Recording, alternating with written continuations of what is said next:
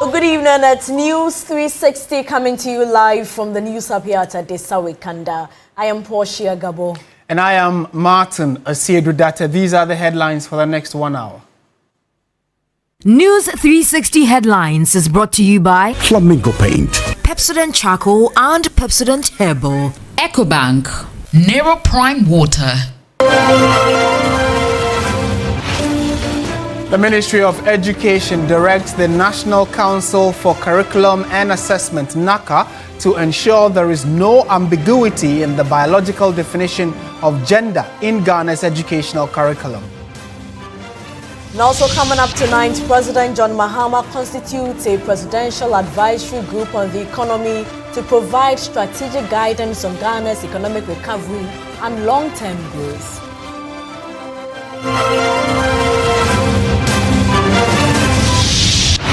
And later in the bulletin, Ghana orders 4 new helicopters for defense and transport operations.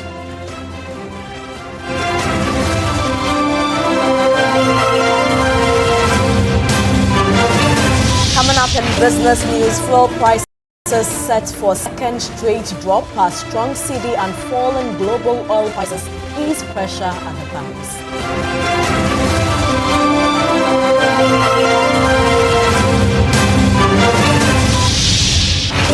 On the international front, votes being counted in Uganda's election as opposition alleges rigging.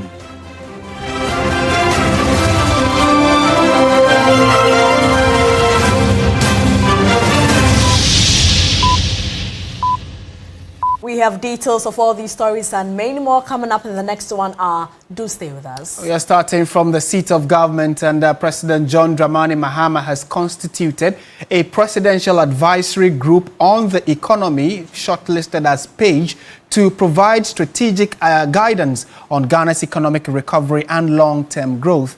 The group is expected to support macroeconomic stability, fiscal sustainability, and job creation under the government's broader reset agenda. It will also play a key role in shaping flagship interventions such as the 24-hour economy and the Accelerated Export Development Program. In a statement issued by the presidency on Thursday, the 15th of January 2026, and signed by the Minister for Government Communications, Felix Kwakye Ofosu, the government said that the move reflects the president's resolve to tap into deep national and international expertise to navigate current economic challenges. And in a moment, we'll take you through the list of individuals who have been put together to form the presidential advisory group on the economy. So we have the Vice President, Her Excellency Nana Opoku-Agyeman, Professor, who is the Vice President of the Republic. We have Mr. Ishmael Yamson, a private sector leader and former member of the Presidential Advisory Group on the Economy, PAGE. Mr. Kwame Piedim, renowned economist and private sector leader, and also a former member of this same group. And then also we have Ms. Nana Oye Mansa Yeboah, a former Deputy Minister for Finance and Deputy Minister for Trade and Industry, and also a former member of the group, which is PAGE. The rest of the individuals making up the list, we have Dr. Kwabena Dufour, who is an economist, the former governor of the Bank of Ghana and the former Minister for Finance. We have Sir Samuel Eson Jonah. Many of you know him as Sir Sam Jonah. He is a member of the group and a private sector leader and industrialist. We have Mr. Ato Brown, former World Bank infrastructure specialist and agribusiness investor. And then Dr. Henry Kofi Wampa, a former governor of the Bank of Ghana. The list also has Togbe Afede, the 14th, who is an economist and private sector leader. We have Ms. Abena Amoa, Chief Executive Officer of the Ghana Stock Exchange. Professor Priscilla Chumesi Bafo, who is a university professor and academic researcher, and Professor Patience Esewa Abo, a PhD, a university professor and academic researcher. So these are the individuals making the list of the Presidential Advisory Group on the Economy. In more news tonight, the Minority Caucus in Parliament has demanded an immediate dismissal of the Director General and Board Chairman of the National Council for Curriculum and Assessment over the gender identity content in a senior high school teacher manual, accusing them of oversight failure. They want a withdrawal of all teaching and learning materials containing such content to pave way for a bipartisan inquiry.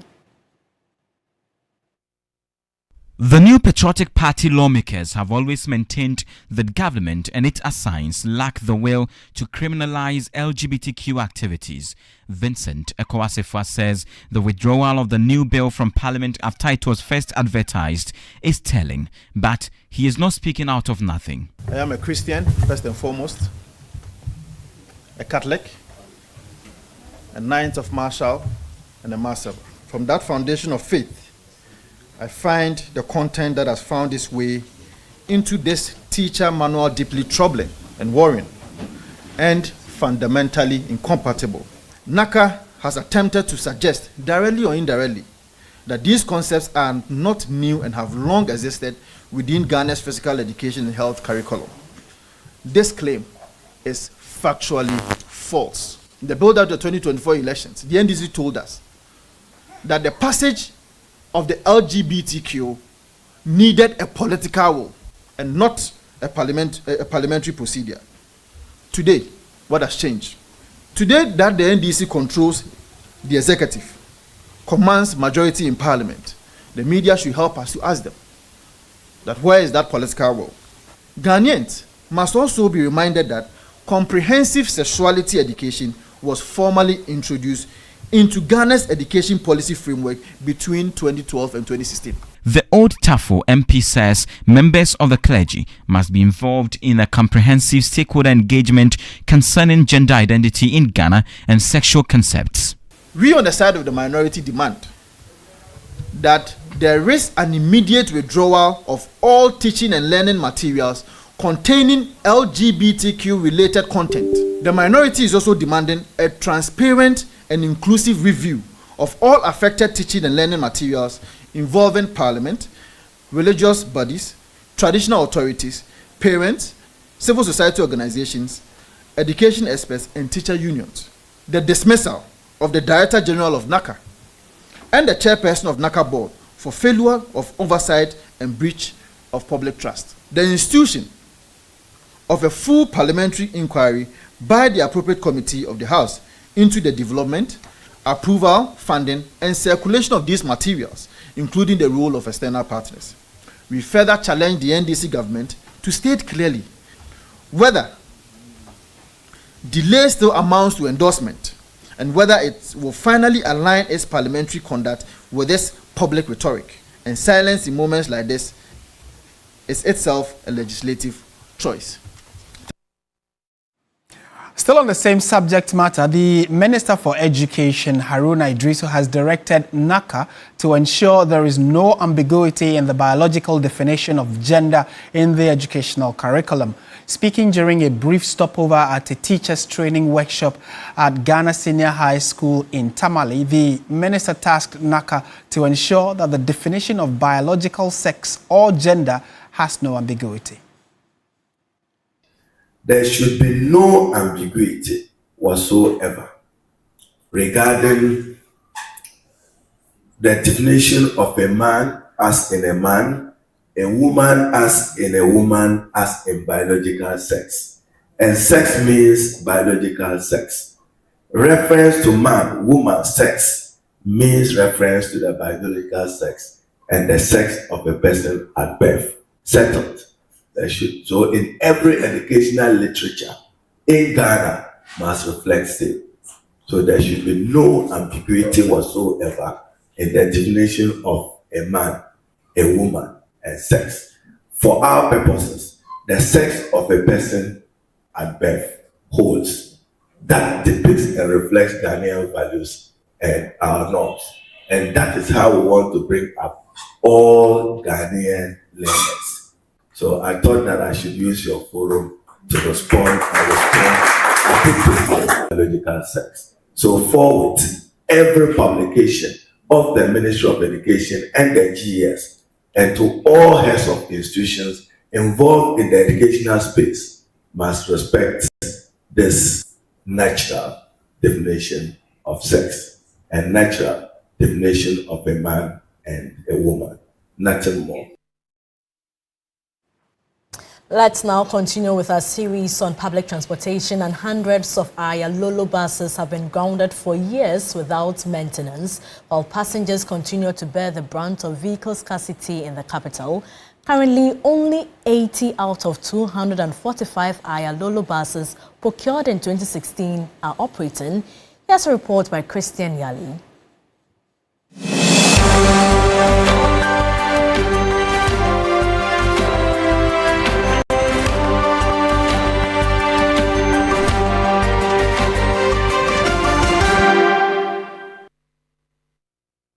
Some have their windscreens completely broken. Others are literally sitting on the ground. Many do not have seats in them, as hundreds of the Ayalolo buses continue to rot away in a yard at the Achimota news station. Many of these buses were never operated, but have been left under the mercy of the weather for nearly a decade.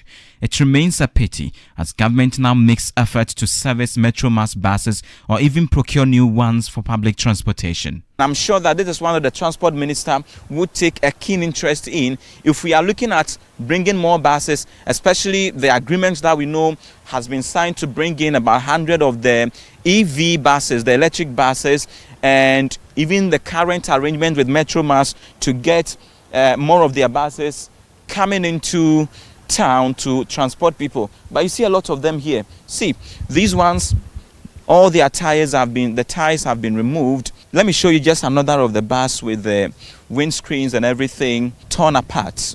Nothing to write home about. Even if you decide to maintain, it would cost you a lot. Grounded, no attention paid to them.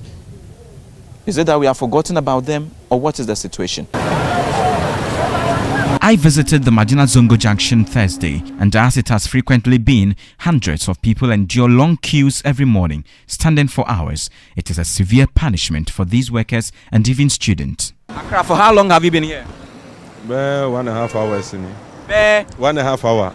1.5 hours you've been standing here to get a car? Yeah. Cars no drew her. Now I'm for passengers now. When just kind of maneuver fair now, say so you petrol. When you get to school late, are you punished? Yes, please. What kind of punishment do you receive when you get to school late? We weed. They give us a plot of land to weed. They have to bring more buses, the electric buses, so that we can get to school early on time and have a good lesson. It's not always that you get it early. Yeah. So we are suffering. The government have to help us with the bus. We are used to it now, so what you don't know, we always come here and stand here to get cars, so we are just used to it. Yeah, na mo di nua e hwehwe cars ni mu ni ade na mo move ni ade enya no kura wan so ba obi an okitadua se bia afa na mo asesa no yes person na mo nyesa enya sa na eti kura no mba me hu bi da o na me te how oh e bia na enya yen time we people have to run in this fashion so that they are able to secure a spot, or they're able to secure a space in the buses. That is the real story. That is the real situation. That is what we are talking about. How troubling our public transport system has been over the period, has been over the years, and how successive governments have not been able to deal with this situation. I take you back to this yard where an unfortunate story is told. The Transport Ministry says it is working around the clock to salvage the situation, but it appears some of the Ayalolo buses earlier procured with the taxpayers' money might just become a waste. Christian Yale, TV3 News, Accra. The related development, the Deputy Managing Director in charge of operations at Metro Mass Transit Limited, Harun Apauredu, says the company is currently operating with its lowest bus fleet as more than 400 buses have broken down. Speaking to TV3 on the possible causes of the recent transport challenges in the capital, the Deputy Managing Director explained that many of the faulty buses are beyond repair. He added that for those that can be fixed, spare parts are also not readily available within the sub-region. He spoke to Joseph Armstrong Gold Alogwe. This is the Metro Mass Transit Limited head office, and as part of our Transport Challenges campaign, we visited this place to find out exactly what the issues are. Where I stand is the head office, and we are told some of these buses will be moving very soon to Kaswa Enclave, and many of them will also be going towards Adenta and other parts. We are fortunate to have here with us the Deputy MD in charge of operation, Haruna Paredu, joining us to give us some further explanation on what exactly it is. Explain to us, what exactly is a challenge? You are told about 400 of your vehicles are not functional. How did you get here? Thank you very much. Like you rightly pointed out, let me take our viewers a bit into some historical account of where we are. As you are aware, Metro Mass was birthed out of then defunct Omnibus Service Authority, as you put it, OSA. By 2003, under the elsewhere Kufuor administration, through an act of parliament, Metro Mass was established. When Metro Mass was established, President Kufuor began with about 500 buses. Then Mills Mahama, spanning from 2009 to 2016, augmented our fleet level with additional 500 buses, summing up to about 1,000 buses as of 2016. When the NDC exited power in 2016, at 2017, when the MPP administration took over the reins of power, at Metro Mass, they put about 400 buses on scraps. Then, 2 months into the elections, specifically October 2024, additional 313 buses, 313 buses, were also put on scraps, sold to some individuals allegedly associated with the previous management or administration. Unfortunately, from the sale of the 300 buses, we were told that then management realized a paltry 2.9 million out of the sale of 313 buses. Currently, we are routing averagely about 115 buses across Ghana. We have 90 buses at various levels of repairs. We have close to about 197 buses, specifically 197 buses declared by the technicians or the technical department as unserviceable. So that is the sorry state of Metro Mass. How many of them which are unserviceable? How many? Currently, we have about 197 buses declared by the technical department as unserviceable. So what do you do with them? Well, as it stands now, per the law, Board of Survey has been put together. They've come around the country, submitted their reports, which will be taken to the next level for consideration. And the sorry state of it was that you realize that previously, poor maintenance culture, lack of proper supervision, occasioned the movement, which has resulted in the kind of, wastage that has, bedeviled our company. Unfortunately, the previous administration also embarked on getting or retooling the company with those buses you see there, the Daewoo buses. And these buses are the nightmare of the company. Unfortunately, those buses were procured by the previous administration. These buses came without a single spinner, without a single boot, no spare parts. And it is very difficult to get good spare parts, fit for purpose spare parts to fix those buses. Let's now cross over to my colleague Joseph Armstrong Gold Alogbe, who is out in town taking a look at the impact of the government's intervention so far. Armstrong, thank you so much for your time. What more are we learning about this development? Is there respite for commuters? Portia, so currently I'm stationed here at Circle, where you can see many passengers gathered here. Some said they've been here for at least 1 hour, 30 minutes, trying to get a vehicle back to their homes after a hard day's work. Unfortunately, they are not getting. Earlier, we went to the Metro Mass transport station at Tema Station, where I think our earlier report today has led to some of the buses being brought into the system. So when we got to Tema Station and Ayalolo bus terminal, we saw some few buses there trying to support the system this evening. So the congestion there is not so much. Then we decided to come to Circle here to see the situation here, where you could see many more people gathered here. The people you see gathered here, Portia, are people who are going to Amasaman Pokwase, in Sewang, and other places. The challenge here is that the transport operators have decided to increase the fare from 6 cities to some 20 cities and above. So for those who have their budgets, they are unable to pick their car. So you see, for instance, this shuttle just arrived. He's saying it's going straight to Achimota straight. Achimota is supposed to be about 4 cities, but now they are taking about 10 cities and above. And that is the challenge here. Few of the passengers here have been speaking to me about the challenge they are faced with over here. Let me talk to this man. He said, please come close to me. Let's have this conversation. Yeah. Where are you going? I'm going to Domi. Domi? Yeah. So why are you still here? For how long have you been here? Charlie, I've been standing in Accra, at Abraka, for almost 2 hours. I just came here.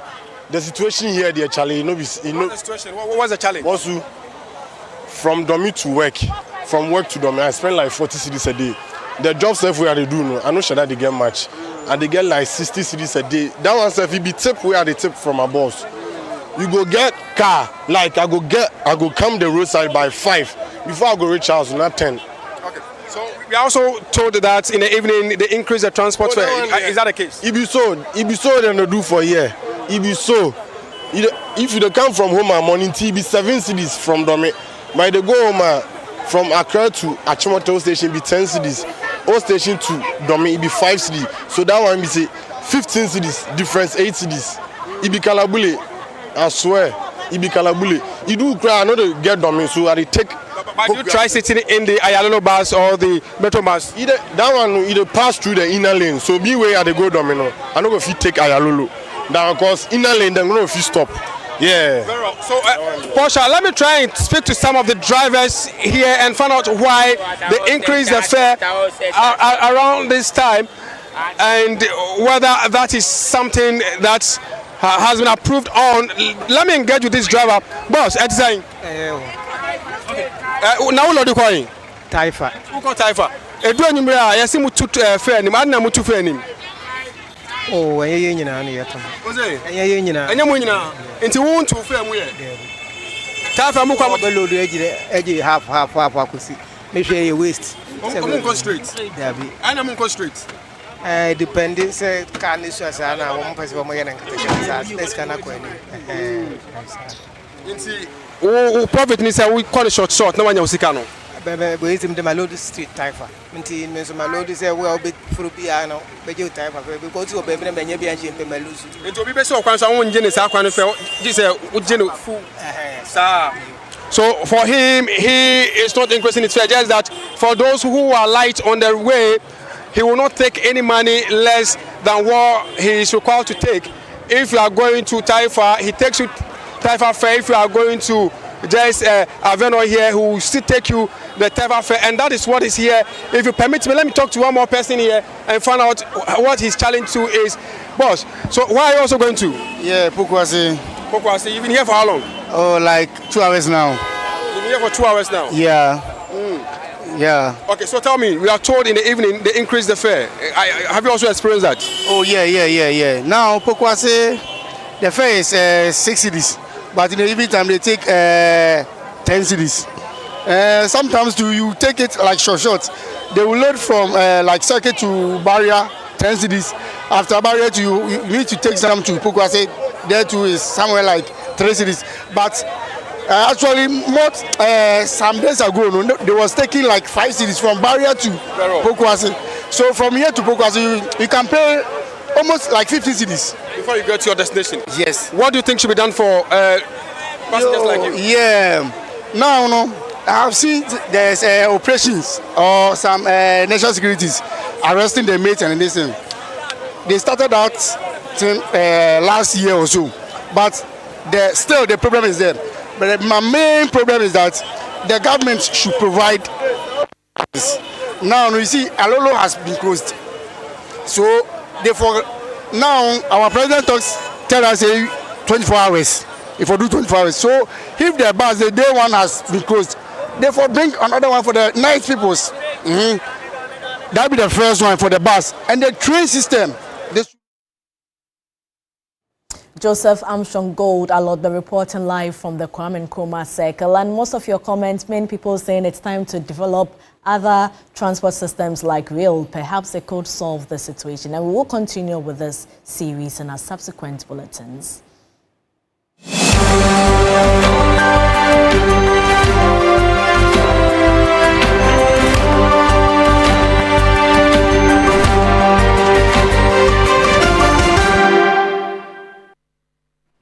From road transport to air transport now, and Ghana has placed its first ever order for multi-mission Airbus helicopters, marking a major step towards strengthening the country's defense, security and air transport capabilities.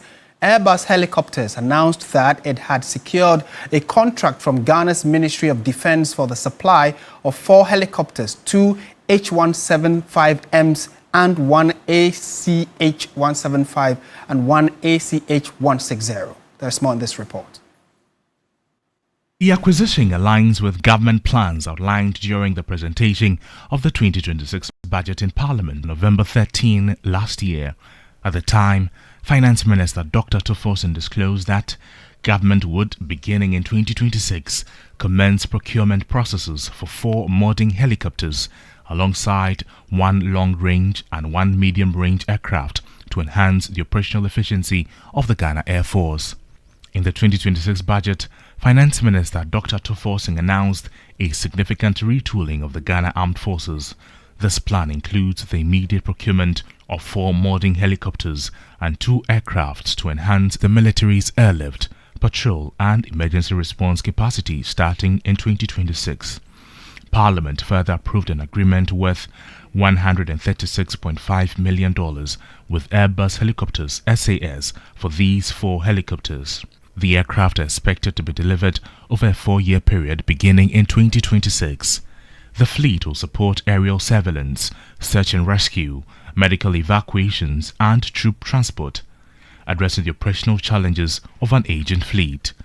The renewed focus on strengthening Ghana's military air capabilities stems from a tragic incident in August 2025 when a Ghana Air Force Z9 helicopter crashed in the Adanse Akrofrom district of the Ashanti region, killing all 8 on board, including Defense Minister Dr. Edward Omane-Boamah and Environment Minister Dr. Ibrahim Murtala Mohammed, along with senior government officials and crew members.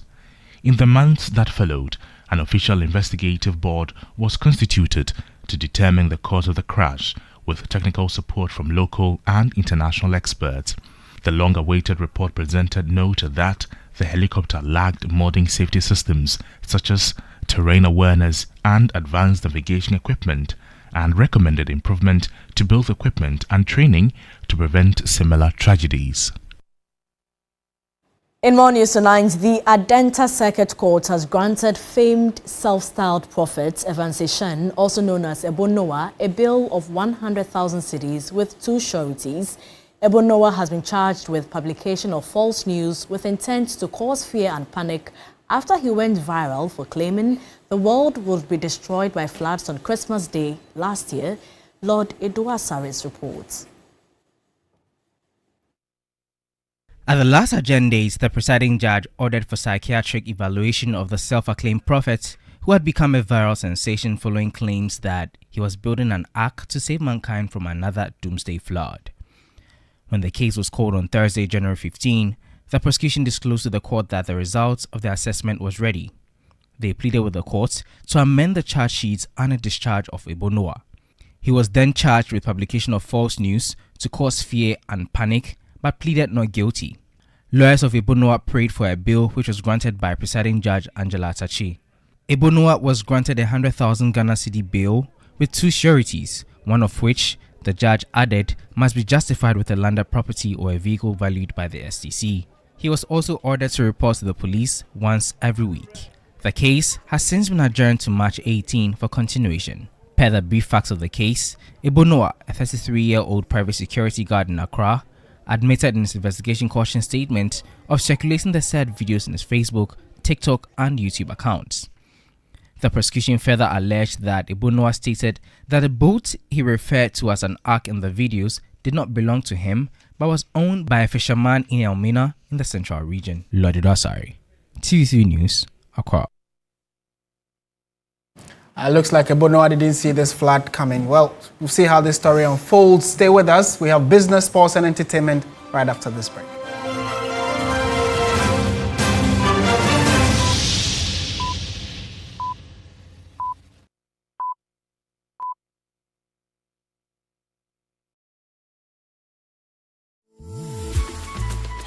I love President Charcoal. Why? When there are so many other charcoal toothpaste. That's both charcoal and lemon. Oh, does it? Yes, look right here.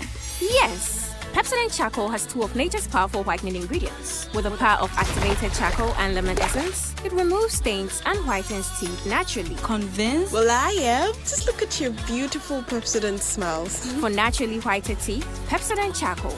Pepsodent. Why are more and more professionals choosing Flamingo paint? As an interior decorator, I aim for that beautiful elegance.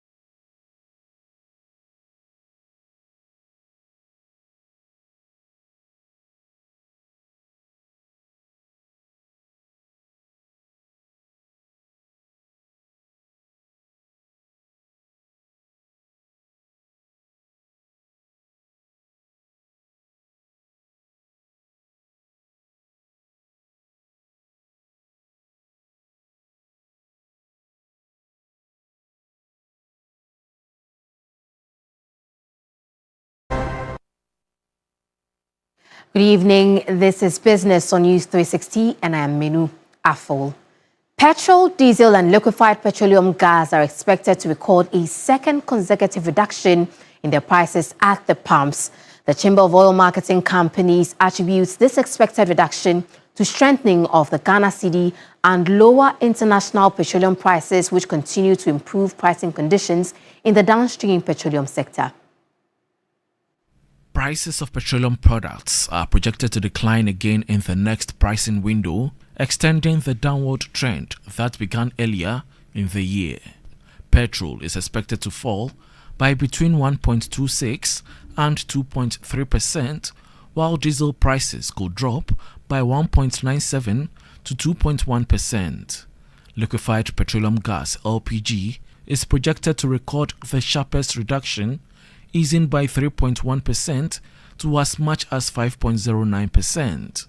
Industry data from the Chamber of Oil Marketing Companies (COMAC) indicate that the projected reductions are largely driven by the continued appreciation of the Ghana cedi against major trading currencies, particularly the US dollar, which has reduced the cost of petroleum imports. This currency strength, combined with declining prices of refined petroleum products on the international market, has improved cost build-ups for bulk oil distribution companies. Market watchers say the expected price adjustments, if fully passed on by oil marketing companies, could bring some relief to households and businesses, especially transport operators and small enterprises that rely heavily on fuel and LPG for daily operations. While the outlook remains positive in the short term, analysts caution that global crude oil price movements and exchange rate stability will remain key determinants of pump prices in the weeks ahead. On news tonight, the Ghana Export and Import Bank is marking a decade of driving Ghana's export growth and industrial transformation. Milestone underscores its role as a strategic enabler, strengthening value chains, supporting industries and positioning Ghana to participate more effectively in regional and global trade. Ghana Exim Bank is the principal export finance institution for the government of Ghana. Established in 2016 under the Ghana Export-Import Bank Act 2016, GEXIM has helped shift Ghana's exports from raw materials to value-added products, creating jobs and building competitive industries. Chief Executive Officer Sylvester Mensah highlights GEXIM's role in Ghana's export diversification and industrial transformation. 10 years signifies maturity, and of course 10 years GEXIM has achieved a lot, but a lot more can be achieved when policies and other realignments are taken a little more serious, and our focus on government priorities are also given a lot more attention.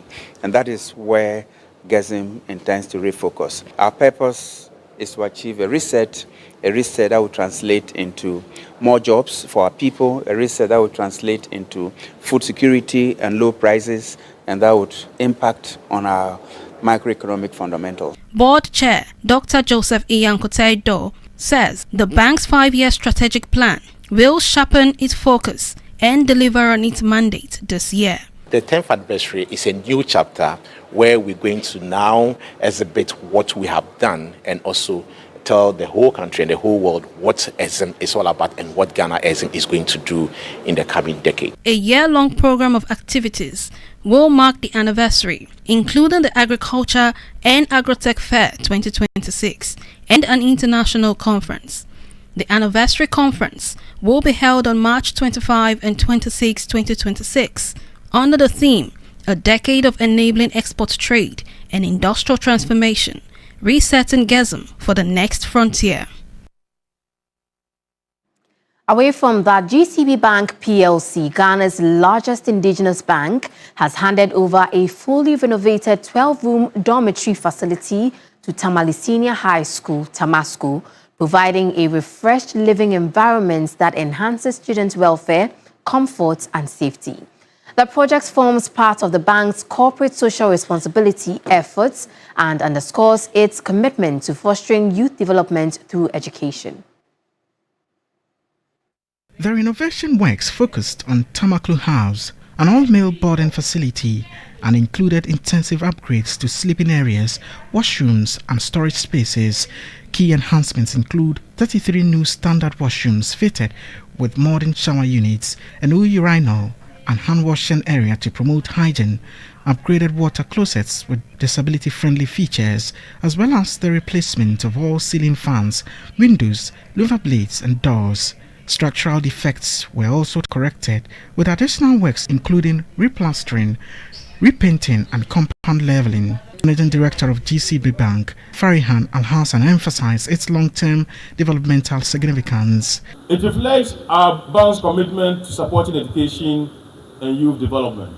Our goal is simple: create an environment where students can focus on academics, build discipline, and thrive.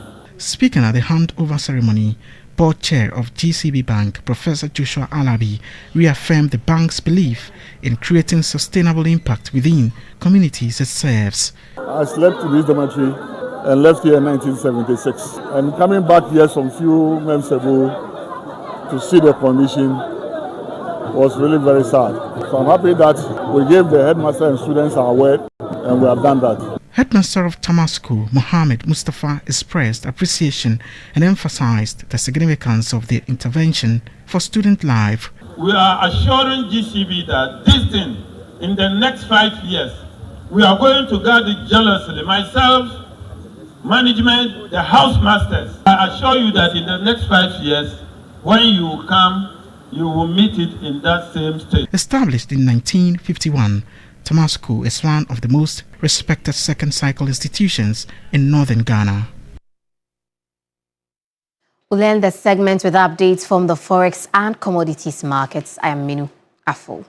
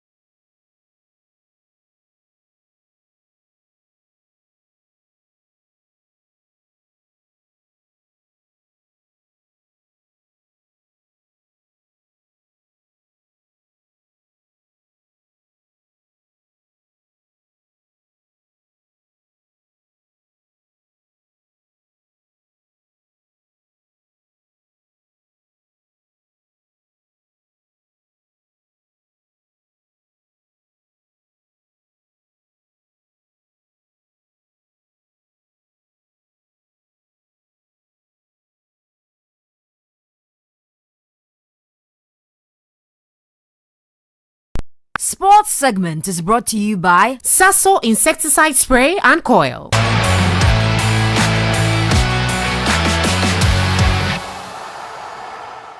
Hello, good evening, and welcome to the sports segment here on News 360. My name is Bill Ishen, talking live from Morocco. Now, to our first story, the Black Queens have discovered their fate in the 2026 Women's Africa Cup of Nations as they've been drawn in Group D alongside Mali, alongside Cameroon, and alongside Cape Verde.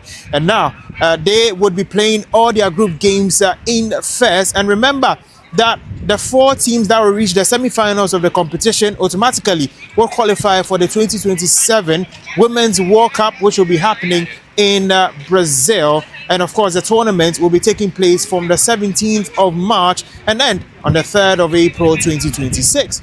Now, Kurt Okraku, who is the president of the Ghana Football Association, is hopeful of winning the WAFCON, whilst Kimlas Björkegren is also looking forward to the matchups ahead.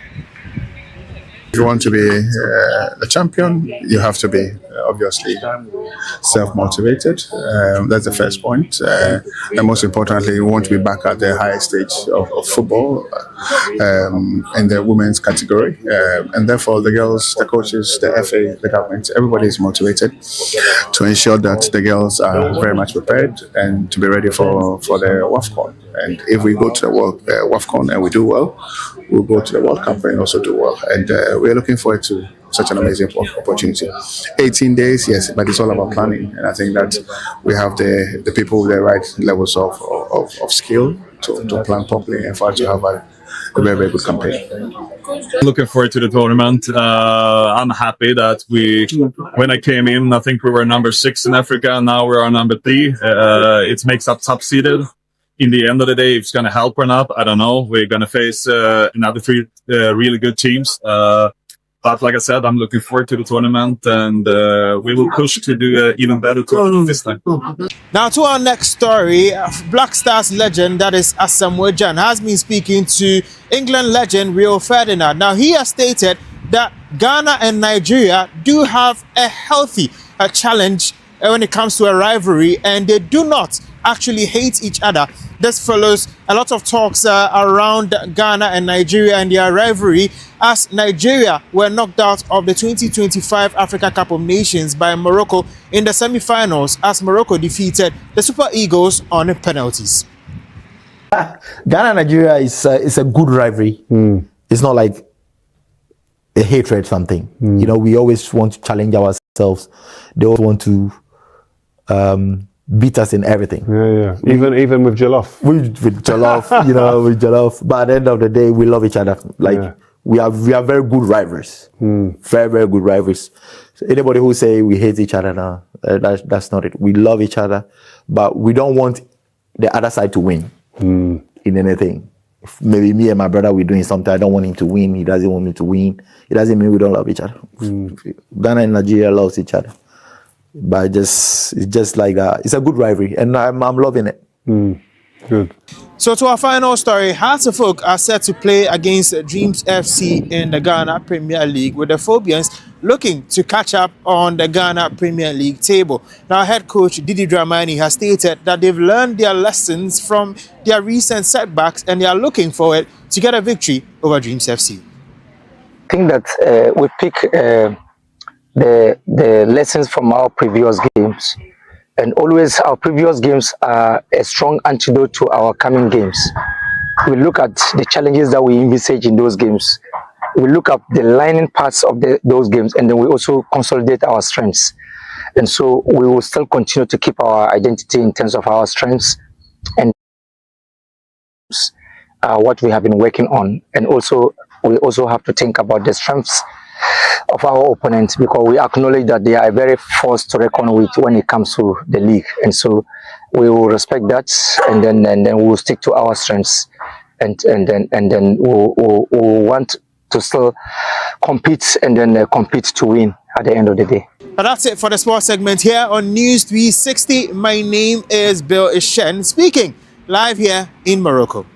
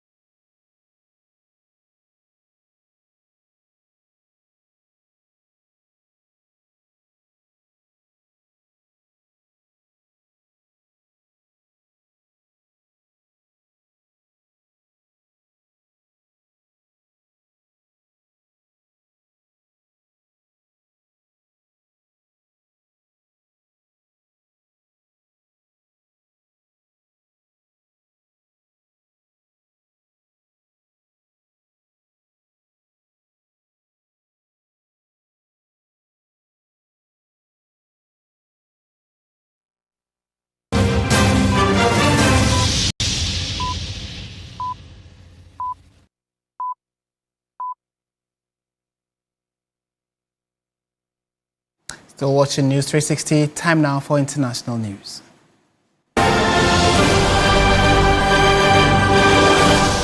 Votes are being counted in parts of Uganda amid an internet shutdown and opposition accusations of rigging in presidential and parliamentary elections.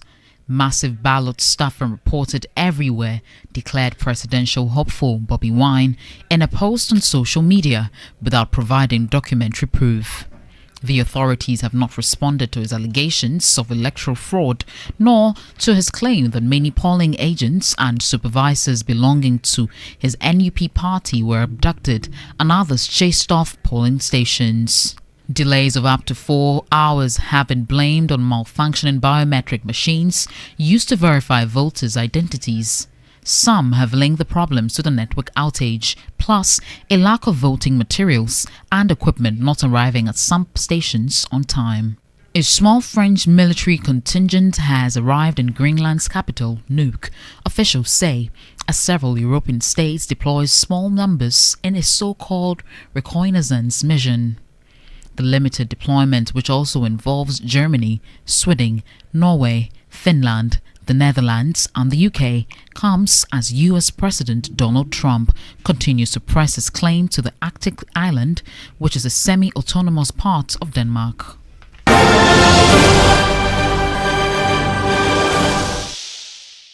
News segment is brought to you by GTP Lifestyle and Napa Foods, Heaven Black Insecticide Spray and Coil, powered by 3 Entertainment.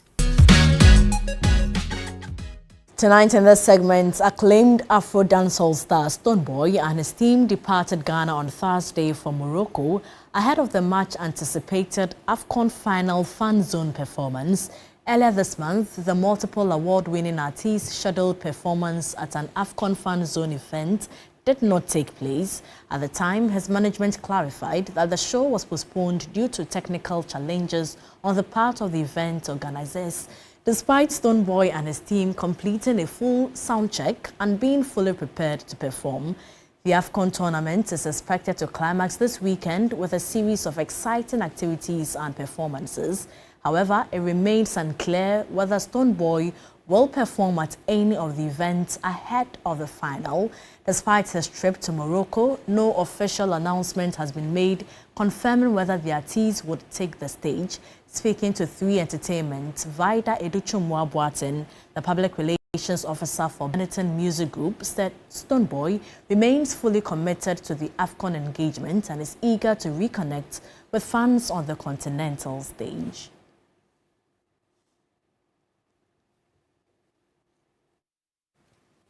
It's always a pleasure sharing your company. Thank you so much for watching News 360.